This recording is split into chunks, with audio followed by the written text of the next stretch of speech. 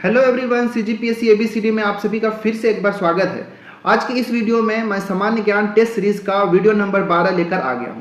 अगर आप hostel warden की तैयारी कर रहे होंगे तो ये सामान्य ज्ञान का टेस्ट सीरीज जो है आप सभी के लिए बहुत ही अधिक महत्वपूर्ण साबित होने वाला है। आज की इस वीडियो में फिर से 15 अंकों के 15 प्रश्नों का यहाँ पे एमसीक्यू लगाएंगे। ये वीडियो जो होगा आपके लिए टेस्ट कम रिविजन ज़्यादा होगा। ठीक है, आपका अपने तैयारी को टेस्ट भी कर सकते हैं, लेकिन इस टेस्ट के माध्यम से आप अपना रिवीजन भी कर सकते हैं, क्योंकि मैं इसमें बहुत ही अच्छे से अलग अलग टॉपिक को एक्सप्लेन किया हूं। अगर आप हॉस्टल वार्डन की तैयारी बहुत सीरियसली कर रहे हैं तो ये सिलेबस तो आप सभी को पता ही होगा कि इसमें 15 अंकों के 15 प्रश्न और किस किस टॉपिक से कितने क्वेश्चंस पूछे जाएंगे। ठीक है, चैनल में अगर आप पहली बार आए हैं तो आप हमारे चैनल को सब्सक्राइब जरूर कर लेंगे। वीडियो अच्छा लगे तो लाइक भी करें, दोस्तों के साथ शेयर भी करिएगा। तो चलिए आज के इस टेस्ट की शुरुआत करते हैं। आपको करना क्या है कि अपने साथ एक पेन पेपर लेकर बैठना है, जो मैं इंपॉर्टेंट फैक्ट बताऊं उसको नोट डाउन करते चलना है और वीडियो को पॉज करके आपको टेस्ट लगाना है और लास्ट में आप कमेंट करके बताएंगे कि आउट ऑफ 15 आपका कितना मार्क्स जो है सही हो रहा है। इससे ही आपका जो है तैयारी का पता चलेगा, आप अपने तैयारी को टेस्ट कर सकते हैं। इसके अलावा अदर सब्जेक्ट का भी, अदर सिलेबस का भी जो टॉपिक्स के जो टेस्ट हैं या फिर कह लीजिए क्वेश्चंस का, एमसीक्यू का, मैं सारी चीज़ों का प्रैक्टिस कराया हूं। उसके लिए हॉस्टल वार्डन के लिए अलग से प्लेलिस्ट बने हुए हैं, आप वहां पे जाके सारे चीज़ों को देख सकते हैं। तो चलिए शुरू करते हैं आज के इस टेस्ट का और बढ़ते हैं क्वेश्चन नंबर 1 की ओर। क्वेश्चन नंबर 1 और 2 दो प्रश्न जो होंगे ये पॉलिटी के ऊपर होंगे, तो ध्यान से टेस्ट को लगाइएगा। बहुत ही बेहतरीन प्रश्न है और मैं एक्सप्लेनेशन भी बहुत अच्छे से करूंगा। क्वेश्चन नंबर 1 है आप सभी के लिए कि भारतीय संविधान में नागरिकता से संबंधित भाग किस देश से के संविधान से प्रेरणा लेता है। ठीक है, आप सभी को पता है कि जब हमारा संविधान बनकर तैयार हो रहा था तो बहुत सारे ऐसे चीज हैं जो कि दूसरे देशों से अपनाया गया था। उसी में आपसे बात किया गया है कि जो नागरिकता है, ठीक है, इसको किस देश से अपनाया गया है। फ्रांस की सरकार से, या फिर कह लीजिए संयुक्त राज्य अमेरिका से, ऑस्ट्रेलिया से, या फिर ब्रिटेन से, कहां से इसको अपनाया गया आप सभी को बताना है। वीडियो को पॉज करिए और इसका आंसर देने की कोशिश करिए। इसके बाद मैच करिएगा जो इसका आंसर एक्सप्लेन कर रहा हूं। राइट, तो इसका राइट आंसर है ऑप्शन नंबर डी, ब्रिटेन की सरकार से। ठीक है, जो हमारे देश का जब भारतीय संविधान तैयार हो रहा था भारतीय संविधान, तो दुनिया के विभिन्न ऐसे कई देश थे जिन देशों से विशेषताओं को अपनाया गया है। उसी में से एक है जो हमारे भारत देश का जो एकल नागरिकता होता है। ठीक है, हमारे देश की नागरिकता कैसी है तो याद रखिएगा, हमारे देश में एकल नागरिकता है। ठीक है, और इसको अपनाया कहाँ गया है तो ब्रिटेन से इसको अपनाया गया है। ब्रिटेन से एक्चुअली में एकल नागरिकता तो अपनाया गया ही है, साथ ही साथ जो हमारे संविधान का या फिर हमारे देश का जो संसदीय स्वरूप है, ठीक है, लोकसभा राज्यसभा का जो संसद है, संसदीय स्वरूप है, उसको भी कहाँ से, ब्रिटेन से ही अपनाया गया। तो इन दोनों चीज़ों को आपको याद रखना चाहिए। इसके बाद फ्रांस की सरकार से भी अगर देखा जाए तो कई चीज़ों को अपनाया गया, जैसे स्वतंत्रता, समता, ठीक है, स्वतंत्रता हो गया, समता, बंधुता, ये सब जो है, भाईचारा, ये सब की जो भावनाएं हैं, इस चीज़ों को, ये जो आदर्श है उसको कहाँ से अपनाया गया है तो उसको फ्रांस से अपनाया गया। इस चीज़ को याद रखना है। राइट, इसके बाद अमेरिका, यूएसए से भी कई सारी चीज़ों को अपनाया गया, जैसे प्रस्तावना की जो भाषा है, जो प्रस्तावना है, ठीक है, हमारे जो संविधान का जो प्रस्तावना है उसको कहाँ से अपनाया गया है, संयुक्त राज्य अमेरिका से अपनाया गया है। इसके बाद न्यायिक समीक्षा, ठीक है, न्यायिक समीक्षा, इसको कहाँ से अपनाया गया तो इसको भी यूएसए यानी कि संयुक्त राज्य अमेरिका से ही अपनाया गया है। इसके बाद मौलिक अधिकार, मैं यहाँ पे लिखता हूँ मौलिक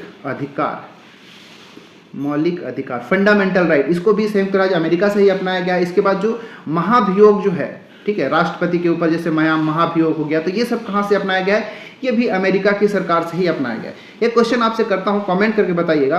प्रश्न ये है कि बताइए कि मौलिक कर्तव्य, ठीक है, फंडामेंटल ड्यूटी, जो मौलिक कर्तव्य है वो किस देश से अपनाया गया है, किस देश से अपनाया गया। आप सभी लोग इसका कमेंट करके बताइएगा, क्योंकि मैं बता दिया कि मौलिक अधिकार जो है उसको तो यूएसए से लिया गया है, तो बताइए मौलिक कर्तव्य को किस देश से अपनाया गया। ठीक है, ऑस्ट्रेलिया से भी कुछ आ सकते हैं, जैसे ऑस्ट्रेलिया से क्या, तो जो संयुक्त बैठक होता है हमारे देश में, जैसे लोकसभा राज्यसभा का जो संयुक्त बैठक होता है उसको किस देश से अपनाया गया तो उसको ऑस्ट्रेलिया से अपनाया गया है।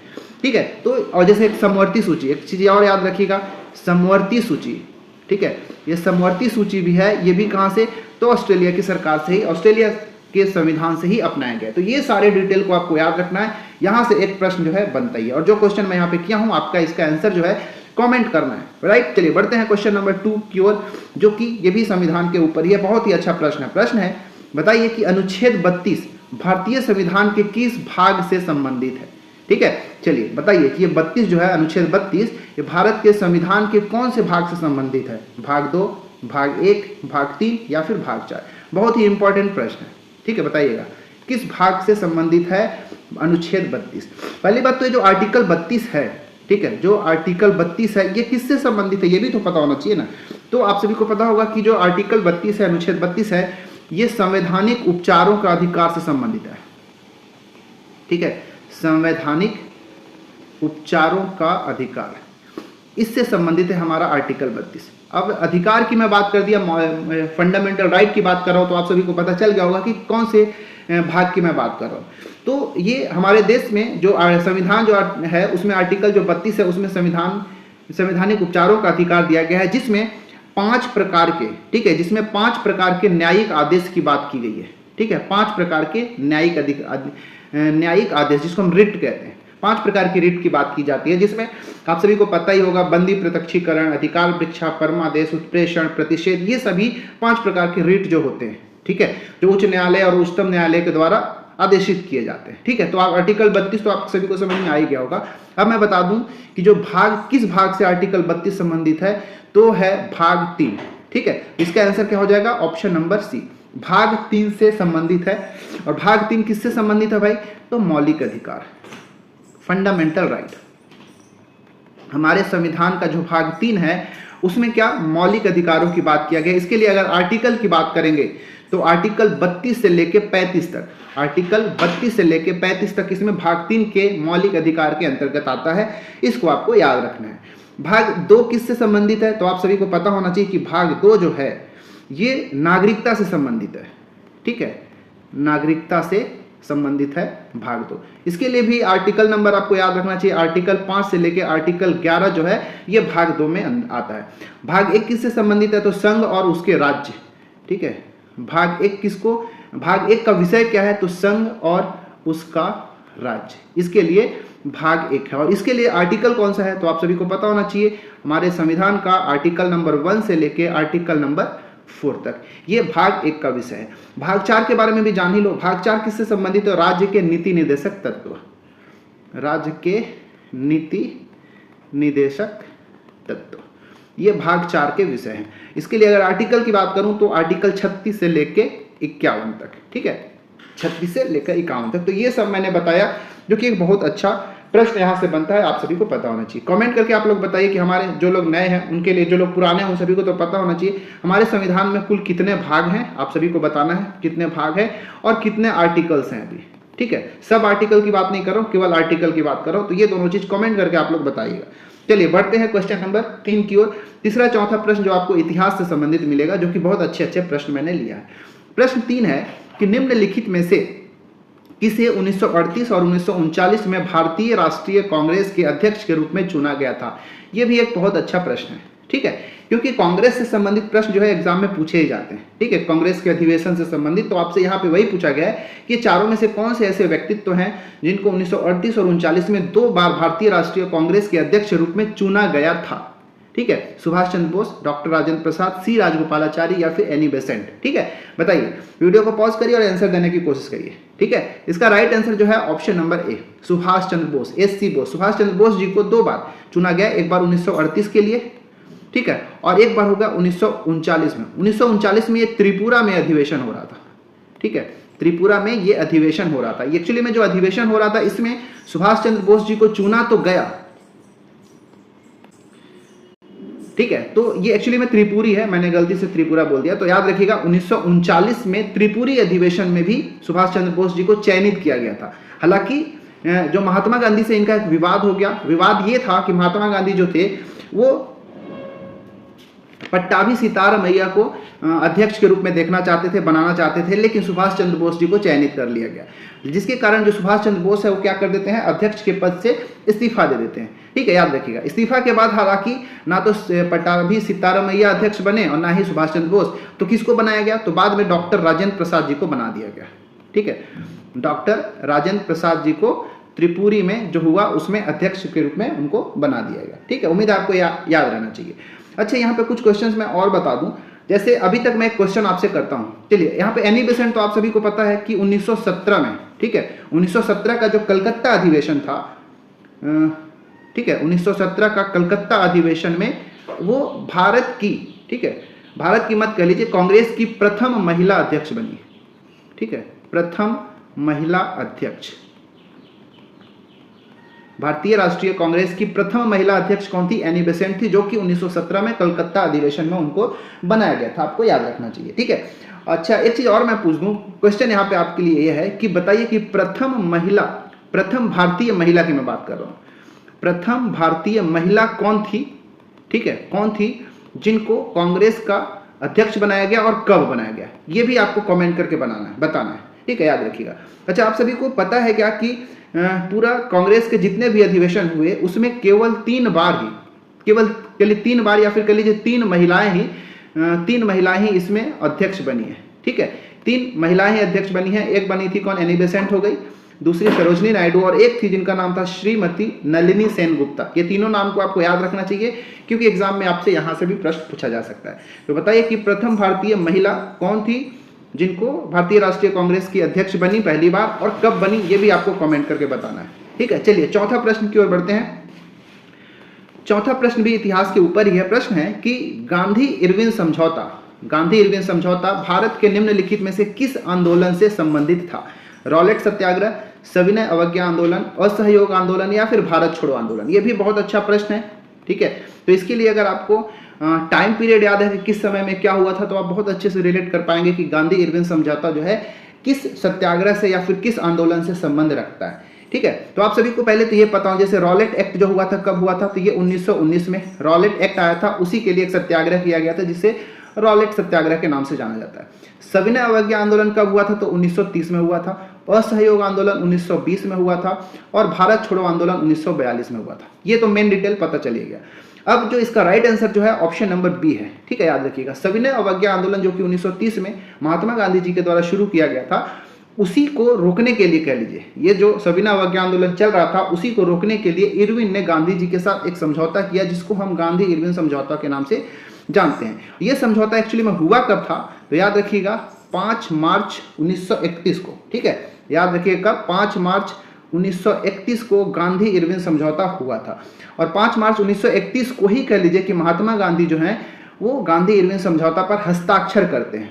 एक्चुअली में हस्ताक्षर करने के बाद लंदन में एक गोलमेज सम्मेलन हुआ था, दूसरी वाला, ठीक है, जो दूसरा गोलमेज सम्मेलन हुआ था लंदन में, उसमें महात्मा गांधी जो है कांग्रेस की तरफ से पहली बार शामिल होने गया था, और कांग्रेस पहली बार द्वितीय गोलमेज सम्मेलन जो था उसमें वो शामिल हुआ था, जिसमें गांधी जी उसमें गए थे, ठीक है, याद रखिएगा। तो सविनय अवज्ञा आंदोलन को स्थगित होने के बाद गांधी जी वहां पे जाते हैं। हालांकि वहां से उनकी जो मंशा थी, जो चीज जो डिमांड लेके गए थे, वो पूरा नहीं हुआ था, जिसके कारण वापस आने के बाद सविनय अवज्ञा आंदोलन का दूसरा चरण की उन्होंने शुरुआत किया था, ठीक है, याद रखिएगा। और भारत छोड़ो आंदोलन तो समझ में आ गया, 1942 में इसकी शुरुआत हुई थी, ठीक है। अगर अच्छा ये भी पूछ दे कि भारत छोड़ो आंदोलन का जो प्रस्ताव है पारित कब हुआ था, ये भी पूछा जाता है, इसका प्रस्ताव पारित कब हुआ था? चलिए इसको आप कमेंट करके बताइएगा। ये क्वेश्चन आपके लिए है कि भारत छोड़ो आंदोलन 1942 में तो हुआ था, लेकिन इस आंदोलन के लिए जो प्रस्ताव है वो किस तारीख को पारित हुआ था? आपको डेट कमेंट करना है, ठीक है, ठीक है। अगर डेट कमेंट नहीं भी करते हैं तो भाई मैं, ये सब बहुत ज्यादा इंपॉर्टेंट प्रश्न है, ये सबको आपको क्या करना है, एटलीस्ट एक बार रिकॉल जरूर कर लीजिएगा। एग्जाम में अगर आ जाएगा तो आप फिर पछताते रहोगे कि सर तो यार पूछे थे हमने देखा नहीं, राइट। चलिए बढ़ते हैं क्वेश्चन नंबर 5वां की ओर। अब आगे के 2 प्रश्न जो आपको भूगोल के मिलेंगे, ठीक है। 5वां प्रश्न है स्क्रीन के ऊपर आप सभी के लिए। प्रश्न है कि भारत में निम्नलिखित में से कौन सा पठार अरावली और विंध्य क्षेत्र के बीच में आता है? यह भी एक इंपॉर्टेंट प्रश्न है, ठीक है। भारत का जो भौगोलिक संरचना है उससे संबंधित भी प्रश्न पूछे जाते हैं, भौगोलिक स्थिति के बारे में, ठीक है। तो यहाँ पे आपको बताना है कि कौन सा चारों में से ऐसा पठार है जो अरावली पर्वत और जो विंध्य क्षेत्र है उसके बीचों बीच में पड़ता है। मालवा का पठार, मारवाड़ का पठार, छोटा नागपुर का पठार या फिर दक्कन का पठार? बताइए क्या इसका आंसर होगा? इसका जो राइट आंसर है ना, याद रखिएगा ऑप्शन नंबर ए। ये जो मालवा का पठार है ये आपको अरावली पर्वत और विंध्य क्षेत्र के बीच में देखने को मिलता है, ठीक है। आप सभी को पता होगा अरावली पर्वत है कहाँ, तो राजस्थान में। इससे पहले के भी जो वीडियो नंबर 11 था उसमें भी मैं थोड़ा सा इसके बारे में बताया था। कमेंट करके बताइए अगर आपने वीडियो देखा होगा कि राजस्थान में जो अरावली पर्वत है इसके सबसे ऊंची चोटी कौन सी है, उसका नाम क्या है, ठीक है। ऊंची चोटी कौन सी है अरावली पर्वत की और उसका नाम क्या है, कमेंट करके बताइएगा। उसकी ऊंचाई बता देंगे तो और भी बहुत अच्छी बात हो जाएगा। मारवाड़ का पठार जो है ये अरावली और विंध्य क्षेत्र के बीच में तो नहीं पड़ता, लेकिन ये राजस्थान के पश्चिमी क्षेत्र में पड़ता है, राजस्थान के पश्चिम में पड़ता है। ठीक है, छोटा नागपुर का पठार जो है ये तो अरावली और विंध्य क्षेत्र से संबंधित है ही नहीं, ये आपको झारखंड में देखने को मिलेगा, झारखंड साइड। ठीक है, दक्कन का पठार जो है भारत के दक्षिण क्षेत्र में, ठीक है, भारत का या फिर कह लीजिए कि दक्षिणी क्षेत्र में या फिर दक्षिण भारत में, ठीक है, दक्षिणी भारत में इसका देखने को मिलता है। ये पठारी क्षेत्र जो है खनिज के दृष्टि से बहुत ही ज्यादा इंपॉर्टेंस रखते हैं, उसमें तरह तरह के खनिज पाए जाते हैं। ठीक है, एक्चुअली में जो आप मालवा का पठार की मैं बात किया हूँ, ऑप्शन नंबर ए मालवा का पठार, ये ज्वालामुखी से उत्पत्ति वाला एक पठार है जिसमें ये जो काली मिट्टी इसमें भरपूर मात्रा में पाई जाती है, काली मिट्टी। और आप सभी को पता है कि काली मिट्टी किसके लिए, कपास की के लिए, खेती के लिए। ठीक है, तो ये जो काली मिट्टी है ये कपास के लिए बहुत ही उत्तम माना जाता है। और ये दक्कन का पठार तो मैंने बताया दक्षिण भारत में, दक्षिण भारत कहना ठीक नहीं होगा, समझ लीजिए इसको प्रायद्वीपीय भारत मारिएगा, ज्यादा बेटर रहेगा। ठीक है, प्रायद्वीपीय भारत जो है वो पूरा दक्कन के पठार से संबंधित है। ठीक है, तो ये था हमारा प्रश्न क्रमांक 5। चलिए बढ़ते हैं क्वेश्चन नंबर 6वां की ओर, जो कि ज्योग्राफी के ऊपर ही है। 6वां प्रश्न है कि ये तो नदियों से संबंधित है, यहाँ से एक प्रश्न जो है एग्जाम में, कई सारे एग्जाम में पूछे जाते हैं। देखिएगा प्रश्न क्या है कि निम्नलिखित में से कौन ब्रह्मपुत्र नदी की सहायक नदी नहीं है। ठीक है, तीस्ता नदी, सियांग, टोंस या फिर मानस, कौन सी नदी ऐसी नदी जो है जो ब्रह्मपुत्र नदी की सहायक नदी नहीं है। ठीक है, बताइए। देखिए पहली बात तो क्या, ब्रह्मपुत्र नदी जो है अगर बात करें तो भारत की सबसे बड़ी नदी है। ठीक है, भारत की सबसे बड़ी नदी अगर बोल दे या फिर सबसे वृहद नदी कौन सी है तो ब्रह्मपुत्र नदी है। ठीक है, आप इसको याद रखिएगा। अच्छा, अगर यहाँ पे मैं बात करूँ ना तो ब्रह्मपुत्र नदी जो है हाँ, ये दुनिया की 9वीं सबसे बड़ी नदी है। ठीक है, 9वीं, दुनिया की 9वीं सबसे बड़ी नदी कौन सी है तो ब्रह्मपुत्र है। और 15वीं सबसे लंबी नदी, मैं विश्व की बात कर रहा हूँ, 15वीं सबसे लंबी नदी। इस चीज को भी, इस फैक्ट को भी आपको जोड़ के रखना चाहिए। और देखिए जो ये ब्रह्मपुत्र नदी है एक्चुअली में इसको अरुणाचल प्रदेश में सियांग या दिहांग के नाम से भी जाना जाता है, सियांग कह लीजिए या फिर दिहांग, इन दोनों नामों से भी अरुणाचल प्रदेश के अंदर इसको जाना जाता है। अब यहाँ पे बात करते हैं कि कौन सी ब्रह्मपुत्र की सहायक नदी नहीं है, तो ऑप्शन नंबर सी, ये टोंस नदी जो आप देख रहे हैं ना, ये ब्रह्मपुत्र की सहायक नदी नहीं है। एक्चुअली में जो टोंस है ये यमुना की सबसे बड़ी सहायक नदी है। ठीक है, यमुना की सबसे बड़ी, ठीक है, यमुना की सबसे बड़ी सहायक नदी कौन सी है तो टोंस नदी है। ठीक है, याद रखिएगा। ये टोंस नदी जो है ना, इसका उद्गम भी कई बार से पूछता है, तो उत्तराखंड में एक पर्वत है जिसका नाम है बंदरपुछ पर्वत। ठीक है, उत्तराखंड के बंदरपुछ की जो पर्वत है वहीं से इस टोंस नदी का उद्गम होता है, याद रखिएगा। ठीक है, और बाकी ये तीस्ता, सियांग और मानस, ये तीनों नदी जो है वो ब्रह्मपुत्र की सहायक नदियां हैं, आप सभी को याद रखिएगा।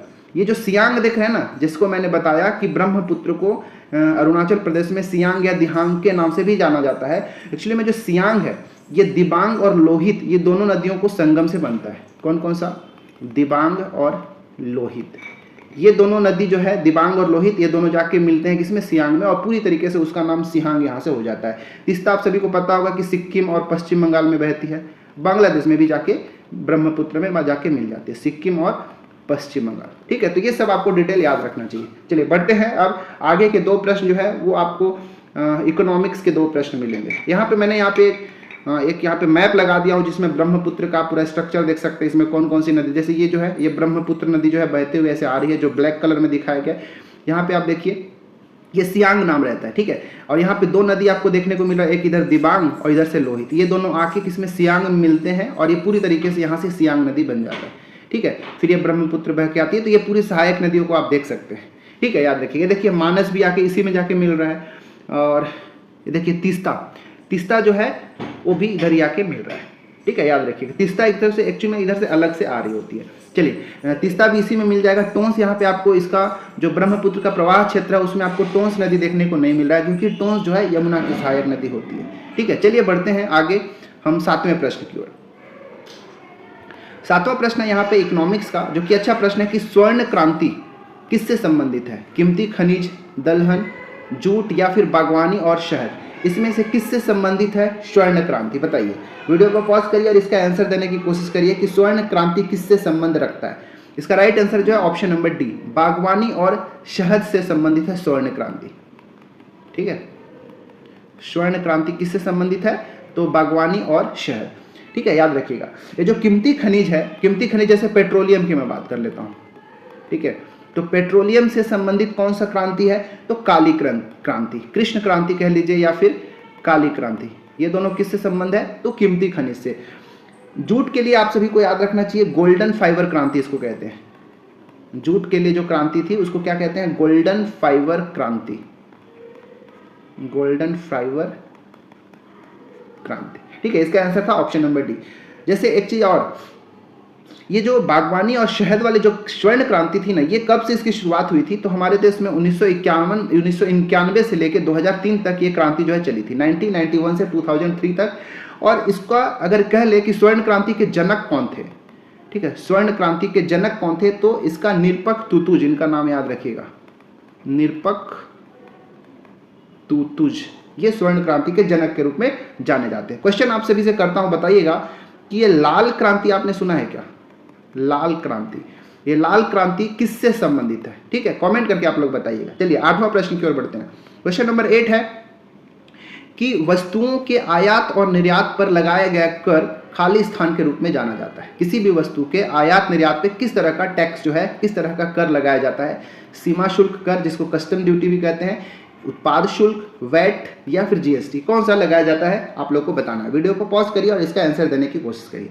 देखिए, यह मतलब जब किसी भी विदेशी व्यापार को अगर नियंत्रित करना है, ठीक है, या फिर उसको नियंत्रण करने के लिए एक कह लीजिए कि एक नियंत्रण और एक नीति बनाने की आवश्यकता होती है, तो उसी के तहत जो है ना एक सीमा शुल्क या फिर कस्टम ड्यूटी लगाया जाता है। अगर विदेशों से कोई चीज़ का आप आयात बहुत अधिक कर रहे हैं या फिर विदेशों में निर्यात हो रही है, तो उसका एक नियंत्रण आवश्यक रूप से किया जाना चाहिए। तो सरकार उसको नियंत्रण करने के लिए क्या करता है? उसको नियंत्रण करने के लिए एक सीमा शुल्क या फिर कस्टम ड्यूटी जो है लगाता है। ठीक है, ये इससे ये होता है कि जो घरेलू उद्योग होते हैं उसको प्रोत्साहन मिलता है और संरक्षण मिलता है। तो इसका आंसर जो है ऑप्शन नंबर ए बिल्कुल राइट आंसर है। ठीक है, उत्पाद शुल्क तो है, आप सभी को पता होना चाहिए कि सरकार द्वारा किसी विशेष प्रकार के उत्पाद या फिर कह लिए सेवा पर अप्रत्यक्ष रूप से लगाया जाने वाला एक कर है। ठीक है, तो उत्पाद शुल्क कैसा है? एक अप्रत्यक्ष कर के रूप में जाना जाता है। वैट का फुल फॉर्म आपको याद रखना चाहिए, कई बार इसका फुल फॉर्म भी पूछ देता है, वैल्यू एडेड टैक्स। ठीक है, वैल्यू एडेड टैक्स होता है वैट का फुल फॉर्म, जिसको हम कहते हैं, इसको हिंदी में कहा जाता है मूल्य वर्धित कर, मूल्य वर्धित कर। ठीक है, वैट। अब इसको कब लगाया जाता है? तो देखिए, मूल्य वर्धित कर जो है एक तरह का उपभोग कर है। ठीक है, कैसा कर है? यह एक तरह का उपभोग कर है। एक्चुअली में जो डिमांड का सीरीज चलता है ना, आपूर्ति श्रृंखला का जब प्रत्येक अलग अलग सीरीज चलता है, अलग अलग चरण होता है, तो ये उत्पादन से लेके बिक्री तक, ठीक है, क्या बोल रहा हूँ कि प्रोडक्शन से लेके सेलिंग तक, या फिर कह लीजिए उत्पादन से लेके बिक्री तक अलग अलग चरणों में मूल्य जोड़ा जाता है, इसीलिए इसको हम टैक्स जोड़ा जाता है, इसी को हम वैल्यू एडेड टैक्स या फिर मूल्य वर्धित कर के रूप में जानते हैं। तो इसका वैट इसका नहीं आंसर था, इसका आंसर था सीमा शुल्क। और जीएसटी के बारे में आप जानते हैं, जीएसटी का फुल फॉर्म होता है goods and service tax, goods and service tax. इसको लागू कब से किया गया था पता होगा आप सभी को? 1 जुलाई 2017 से। ठीक है, 1 जुलाई 2017 को लगाया था। कमेंट करके आप लोग बताइए कि जीएसटी जो है किस तरह का कर है, प्रत्यक्ष कर है कि अप्रत्यक्ष कर है, कमेंट करके जरूर बताइएगा। ठीक है, चलिए इसका आंसर था ऑप्शन नंबर ए। बढ़ते हैं क्वेश्चन नंबर 9 की ओर। 9, 10, 11 यहाँ से 3 प्रश्न जो है आपको साइंस के प्रश्न मिलेंगे, इसको बहुत अच्छे से लगाइएगा, बहुत अच्छे से मैं यहाँ पे एक्सप्लेन करूंगा। प्रश्न क्या है? 9वां प्रश्न कि आकाश का नीला रंग और सूर्योदय और सूर्यास्त के समय सूर्य का लाल रंग दिखाई देने का कारण क्या है? प्रकीर्णन, परावर्तन, अपवर्तन या फिर पूर्ण आंतरिक परावर्तन? बताइए, ये बहुत ही कॉमन प्रश्न है, एग्जाम में हमेशा इसको पूछा जाता है। बताइए कि आकाश का नीला रंग और सूर्योदय और सूर्यास्त के समय जो सूरज है वो लाल क्यों दिखाई देता है? कौन सी प्रकाशीय घटना के कारण ऐसा होता है? इसका राइट आंसर है ऑप्शन नंबर ए, प्रकीर्णन। ठीक है, इसको हम स्कैटरिंग कहते हैं। ठीक है, प्रकीर्णन को ही क्या कहते हैं? स्कैटरिंग। और स्कैटरिंग के कारण ही आकाश का रंग नीला दिखाई देता है और सूर्योदय और सूर्यास्त के समय सूर्य का रंग जो है कैसा? लाल रंग का दिखाई देता है। एक्चुअली में होता क्या है कि जब प्रकाश एक माध्यम से दूसरे माध्यम में प्रवेश करता है, माध्यम की बात कर रहा हूं तो जैसे वायु हो गया, पानी हो गया, ग्लास हो गया, तो जब एक से दूसरे माध्यम में प्रवेश करता है तो प्रकाश का एक हिस्सा जो है ना एक विशेष दिशा में उत्तरगामी विकिरण से पहले के माध्यम द्वारा अवशोषित कर लिया जाता है। ठीक है, उस माध्यम के जो कण होते हैं वो उसको अवशोषित कर लेते हैं और इसी घटना को हम क्या कहते हैं, स्कैटरिंग कह देते हैं। ठीक है, इसी के कारण आकाश नीला दिखाई देता है और सूर्योदय सूर्यास्त के समय जो सूरज है वो लाल रंग का दिखाई देता है। ठीक है, उम्मीद है आपको समझ में आ गया होगा। अच्छा, कमेंट करके आप लोग बताइए। ठीक है, कमेंट करके आप लोग का बताना है। अच्छा, यहाँ पे एक्चुअली में ये भी याद रखना है कि जो मैंने प्रकीर्णन की बात किया, ठीक है, कि प्रकीर्णन से संबंधित एक सिद्धांत जो है किसके द्वारा दिया गया, तो नाम आपको याद रखना चाहिए, रेले के द्वारा। ठीक है, प्रकीर्णन का सिद्धांत किसने दिया था, तो रेले ने दिया था। इसके अनुसार होता क्या है कि I प्रोपोर्शनल टू 1 ये लैम्डा। मैं इतना ही बस करके बता रहा हूँ। ये I मतलब इंटेंसिटी होता है, प्रकाश की तीव्रता, और लैम्डा हो गया तरंग दैर्घ्य। इसी में एक रिलेशन को दिखाता है, कौन, रेले के द्वारा, जो कि प्रकीर्णन का एक सिद्धांत है। अब क्वेश्चन मैं आपसे यहाँ पे करता हूँ, जैसे मृग मरीचिका का बनना होता है, ठीक है, जिसको मिराज फॉर्मेशन कहते हैं, मृग मरीचिका का बनना ये किसके कारण होता है। मृग मरीचिका का जो बनना होता है, ये जैसे रेगिस्तानी एरिया होता है ना, वहाँ पे बनता है, तो ये किसके कारण होता है, कौन सी घटना के कारण होता है, आप सभी को कमेंट करके बताना है। ठीक है, मतलब प्रकीर्णन, परावर्तन, अपवर्तन, पूर्ण आंतरिक परावर्तन, किसके द्वारा ये मृग मरीचिका का बनना होता है, कमेंट करके आपको बताना है। ठीक है, चलिए बढ़ते हैं 10वां प्रश्न की ओर। ये था फिजिक्स का एक प्रश्न। अब आगे हम देखते हैं केमिस्ट्री का एक प्रश्न। 10वां प्रश्न है जो कि केमिस्ट्री के ऊपर बेस्ड है। धावन सोडा का रासायनिक नाम क्या है। बहुत ही इजी प्रश्न है, हजारों बार इस प्रश्न को पूछा गया है एग्जाम में। अब पूछेगा कि नहीं पता, लेकिन मैं यहाँ पे एक्सप्लेन अच्छे से करता हूँ, कई बार से पूछ देता है कि धावन सोडा का रासायनिक नाम क्या होता है। Sodium chloride, sodium hydrogen carbonate, sodium carbonate या फिर सोडियम हाइड्रोक्साइड। पहले इसका मैं केमिकल फॉर्मूला अगर लिखूँ तो सोडियम क्लोराइड का केमिकल फॉर्मूला होता है NaCl, सोडियम हाइड्रोजन कार्बोनेट का फॉर्मूला होता है NaHCO3, सोडियम कार्बोनेट का फॉर्मूला होता है Na2CO3, 10H2O भी याद रखिएगा, 10H2O, और सोडियम हाइड्रोक्साइड का फॉर्मूला होता है NaOH। ये सभी फॉर्मूला मैंने लिख दिया। अब बताना है कि धावन सोडा का रासायनिक नाम क्या है। इसका राइट आंसर है option number C, sodium carbonate.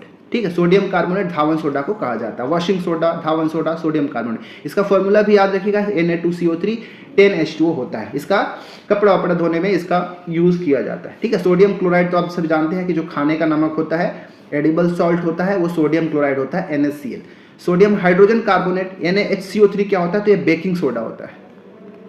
ठीक है, बेकिंग सोडा, खाने का जो सोडा होता है वो क्या है, NaHCO3 होता है, NaHCO3, जिसको सोडियम बाइकार्बोनेट भी कहते हैं या फिर सोडियम हाइड्रोजन कार्बोनेट भी कहते हैं। ठीक है, सोडियम हाइड्रोक्साइड NaOH हो गया। सोडियम हाइड्रोक्साइड को कास्टिक सोडा के नाम से भी जाना जाता है। ठीक है, कास्टिक सोडा। ठीक है, याद रखिए। चलिए कुछ और भी मैं बताता हूँ, जैसे आपने सुना होगा plaster of Paris, POP, plaster of Paris, मूर्ति वगैरह बनाने में भी यूज़ किया जाता है, या किसी का हाथ वगैरह टूट जाता है तो प्लास्टरिंग भी इसी से किया जाता है। तो ये प्लास्टर ऑफ पेरिस, इसका फॉर्मूला क्या होता है, तो याद रखिएगा CaSO4.12H2O। ठीक है, आधा, यहाँ पे आधा अणु जो होता है हाफ मॉलिक्यूल वाटर का होता है, इसीलिए हम इसको बोलते हैं कैल्शियम सल्फेट हेमीहाइड्रेट के नाम से भी इसको जाना जाता है। ठीक है, इसी में अगर हाफ H2O की जगह अगर 2H2O तो उसी को हम जिप्सम कह देते हैं। ठीक है, जिप्सम, जिप्सम का क्या फॉर्मूला होता है, तो CaSO4 और हाफ की जगह 2H2O होता है। एक्चुअली में जिप्सम को ही गर्म करके ना POP, प्लास्टर ऑफ पेरिस बनाया जाता है, क्योंकि गर्म करने से इसका 1.5 मॉलिक्यूल पानी का जो रहता है वो उड़ जाता है और आधा बचता है और जिप्सम जो है POP में कन्वर्ट हो जाता है। तो जिप्सम का फॉर्मूला और POP का फॉर्मूला आपको याद रखना चाहिए। यहाँ पे क्योंकि 2 अणु है पानी का, इसलिए इसको कैल्शियम सल्फेट डाइहाइड्रेट कहते हैं। ठीक है, याद रखिएगा। एक और याद रखना है, चलिए आप लोग बताइएगा कि जो कैल्शियम हाइड्रोक्साइड होता है जिसको कास्टिक चूना कहते हैं, उसका फॉर्मूला क्या होता है। ठीक है, इसको कहते हैं कास्टिक चूना। बुझा हुआ चूना भी इसी को कहते हैं, बुझा हुआ चूना। तो बुझा हुआ चूना का फॉर्मूला क्या होता है, आप लोग कमेंट करके बताइएगा। ठीक है, चलिए 11वां प्रश्न अब हमारे पास आ गया, वो किसके ऊपर, बायोलॉजी के ऊपर, जीव विज्ञान के ऊपर। आहार नली में अंगों द्वारा स्रावित कौन सा रस वसा के पाचन में महत्वपूर्ण भूमिका निभाता है। ठीक है, मतलब जो फैट्स होते हैं, वसा होता है, उसके पाचन में कौन महत्वपूर्ण भूमिका निभाता है। अग्नाशयी रस, लार, बी है हाइड्रोक्लोरिक अम्ल और श्लेष्म, सी है पित्त रस और अग्नाशयी रस, चौथा है लार और हाइड्रोक्लोरिक अम्ल। बताइए कौन सा ऐसा विकल्प है, कौन कौन से ऐसे पाचक रस हैं जो कि वसा के पाचन में मदद करते हैं। बताइए इसका राइट आंसर क्या होगा, कमेंट करिए, वीडियो को पॉज करके आंसर देने की कोशिश करिए। इसका सही आंसर है ऑप्शन नंबर सी, पित्त रस और अग्नाशयी रस। पित्त रस जिसको हम बाइल जूस भी कहते हैं। ठीक है, पित्त रस या फिर कह लीजिए बाइल जूस। ये पित्त रस और अग्नाशयी रस ठीक है। अग्नाशयी रस जिसको हम पैनक्रियाटिक जूस कहते हैं, और अग्नाशय से या फिर कह लीजिए पैनक्रियास से रिलीज होता है। ठीक है, ये जो पित्त रस है, बाइल जूस इसको हम कह लें, इसको कहाँ से श्रवण होता है इसका, तो यकृत से, लीवर से इसका सेक्रेशन होता है। इस चीज को आपको याद रखना। हाँ, ये भी याद रखना कि जो पित्त रस होता है इसमें किसी भी प्रकार का एंजाइम नहीं पाया जाता। ठीक है, मैं यहाँ पे लिख देता हूँ, एंजाइम इसमें नहीं पाया जाता, याद रखिएगा। और हाँ, ये जो पित्त रस होता है ना, जो बाइल जूस होता है, एक्चुअली में जो हम खाना खाते हैं, जो भोजन होता है, तो भोजन के अणुओं को क्षारीय बनाने के लिए, एल्कलाइन बनाने के लिए ये काम करता है। ठीक है, ताकि उसको आसानी से, वसा के अणुओं को आसानी से तोड़ा जाए। मतलब बाइल जूस जो है वसा के अणुओं के, फैट्स के अणुओं को तोड़ने का भी काम करता है, तोड़ने में भी सहायक होता है। ठीक है, इसके बाद आता है अग्नाशयी रस। अग्नाशयी रस जिसको हम कहते हैं पैनक्रियाटिक जूस, इसके बारे में भी थोड़ा सा हम जान लेते हैं। पैनक्रियाटिक जूस, अग्नाशयी रस, ये कहाँ से, तो अग्नाशय से। ठीक है, पैनक्रियास से इसका सेक्रेशन होता है, इसका श्रवण होता है, याद रखिएगा। और इसमें 3 तरह के एंजाइम पाए जाते हैं, ये नाम को आपको याद रखना है। एक होता है लाइपेज, ठीक है, एक होता है अमाइलेज, और एक होता है ट्रिप्सिन। ठीक है, ये 3 तरह का, ट्रिप्सिन, 3 तरह के एंजाइम यहाँ से रिलीज होते हैं, याद रखिएगा। तो इसका आंसर था ऑप्शन नंबर सी। तो इस प्रकार हमने 11 प्रश्न अभी तक देखा, जिसमें हम फिजिक्स, केमिस्ट्री, बायो का 3 साइंस का देख लिए, हिस्ट्री का देखे, ज्योग्राफी का देखे, पॉलिटी का देखे। टोटल मिला के हमारे पास 11 प्रश्न हो गए। अब हम आगे के जो 4 प्रश्न देखेंगे, जो कि बहुत ज़्यादा इंपॉर्टेंट होगा। ये चारों प्रश्न जो आगे का मैं लिया हूँ, वो इंटेलिजेंस क्वोशिएंट, बुद्धिमत्ता, ठीक है, उसके ऊपर मैं प्रश्न को लिया हूँ। तो ये प्रश्नों को भी बहुत ध्यान से देखिएगा, ध्यान से पढ़िएगा और उत्तर देने की कोशिश करिएगा, और नोट करके जरूर लिखिएगा जो मैं यहाँ पे बताऊँगा। 12वां प्रश्न है कि हार्वर्ड गार्डनर की दी गई बुद्धि की अवधारणा का निहितार्थ है कि, मतलब जो हार्वर्ड गार्डनर ने बुद्धि के लिए एक अवधारणा दी थी। ठीक है, एक्चुअली में बहुबुद्धि का सिद्धांत किसके द्वारा, हार्वर्ड गार्डनर के द्वारा ही दिया गया था। तो इसके अनुसार क्या है, उनका अर्थ क्या था, बताइए। सभी लोग दुनिया के को समान रूप से समझते और संसाधित करते हैं। ऑप्शन नंबर बी, अलग अलग आयामों में लोगों की अलग अलग योग्यताएं होती हैं। ऑप्शन सी, बुद्धि का केवल एक ही आयाम होता है। या फिर चौथा विकल्प है, बुद्धि केवल प्रयोगात्मक अधिगम से ही संबंधित है। बताइए कि हार्वर्ड गार्डनर की बुद्धि की अवधारणा को कौन सा का जो निहितार्थ है, उसका अर्थ किस में छुपा हुआ, चारों विकल्प में से। इसका आंसर जो है ऑप्शन नंबर बी बिल्कुल राइट आंसर है। हार्वर्ड गार्डनर की जो बुद्धि की अवधारणा है, उसके अनुसार उन्होंने ये बताया है कि जो अलग अलग तरह के लोग होते हैं, उनकी बुद्धि भी अलग अलग होती है, और इस प्रकार उनमें योग्यताएं भी अलग अलग पाई जाती है। जैसे कि मैं अगर पढ़ा रहा हूं तो कोई जरूरी नहीं है कि आप सभी लोग भी उसको पढ़ा सके, ये मेरे अंदर बुद्धि है इस तरह का। ठीक है, आप सभी के अंदर कोई जरूरी नहीं कि हो ही। अगर मैं अच्छा खेल पा रहा हूं, आप भी अच्छे से खेल पाएं, ये भी जरूरत नहीं है। इस प्रकार जो हार्वर्ड गार्डनर है, उन्होंने एक बहुबुद्धि का सिद्धांत दिया है। इसका आंसर जो है ऑप्शन नंबर बी बिल्कुल राइट आंसर है। अगला क्वेश्चन में यहाँ पे बहुत अच्छे, जैसे इन्होंने जो हार्वर्ड गार्डनर ने बहुबुद्धि का सिद्धांत तो दिया है, उसमें क्या बोला है उन्होंने कि लोगों में विभिन्न प्रकार की बुद्धि होती है। जैसे कई लोगों में भाषाई बुद्धि होती है, जो कई तरह के भाषाओं को बोल सकते हैं, समझ सकते हैं। कई लोग में तार्किकीय, गणितीय बुद्धि होता है, जो मैथ्स को बहुत अच्छे से सॉल्व कर सकते हैं। कई लोग में संगीतात्मक बुद्धि होती है, जो गा अच्छे से सकते हैं। स्थानिक बुद्धि, पारस्परिक, प्राकृतिक, अंतःवैयक्तिक, तरह तरह के, मतलब 8 प्रकार की बुद्धि को इन्होंने बताया है। बुद्धि का कितना प्रकार हार्वर्ड गार्डनर ने बताया, तो 8 प्रकार। ठीक है, चलिए नेक्स्ट क्वेश्चन में मैं और इसको अच्छे से समझाता हूँ। प्रश्न क्या है देखिएगा। देखिए 13वां प्रश्न है आप सभी के लिए कि जो बहुबुद्धि का सिद्धांत है, उसका प्रतिपादन किसने किया था। स्पीयरमैन ने, थर्स्टन ने, कैटल ने, या फिर गार्डनर ने। इसका आंसर मैं प्रीवियस क्वेश्चन में आपको बता दिया। इसका आंसर जो है option number D, Harvard gardener. ठीक है, नाम आपको याद रखना है, डायरेक्ट प्रश्न पूछा जाएगा। हार्वर्ड गार्डनर के द्वारा बहुबुद्धि का सिद्धांत दिया गया। बहुबुद्धि सिद्धांत को और क्या क्या नाम से जाना जाता है, आप कंफ्यूज मत होइएगा। कई जगह आपको बहुबुद्धि सिद्धांत देखने को मिलेगा, कई जगह आपको बहुआयामी बुद्धि का सिद्धांत देखने को मिलेगा। ठीक है, बहुआयामी सिद्धांत, बहुआयामी सिद्धांत, या फिर कई बार से आपको एकाधिक बुद्धि का सिद्धांत देखने को मिलेगा। ये तीनों सेम ही चीज है। ठीक है, एकाधिक बुद्धि का सिद्धांत। ठीक है, याद रखिए किसके द्वारा, तो ये हार्वर्ड गार्डनर के द्वारा दिया गया था। इनके अनुसार इन्होंने 8 प्रकार की बुद्धि की बात की है। ठीक है, बुद्धि को इन्होंने 8 कैटेगरी में बांटा है। जैसे यहाँ पे एक टेबल के फॉर्म में, मतलब यहाँ पे एक चार्ट यहाँ पे दिखा दिया, जिसमें 8 प्रकार की बुद्धि यहाँ पे लिखा हुआ है। जैसे म्यूजिकल हो गया, बॉडीली काइनेस्टिक्स हो गया, ये पूरा यहाँ पे देखा हुआ आप देख सकते हैं। जैसे body smart, musical smart, picture smart, self smart, ये 8 प्रकार के बुद्धि में इन्होंने बांटा था। ठीक है, याद रखिएगा। चलिए बढ़ते हैं 14 नंबर का प्रश्न के ऊपर।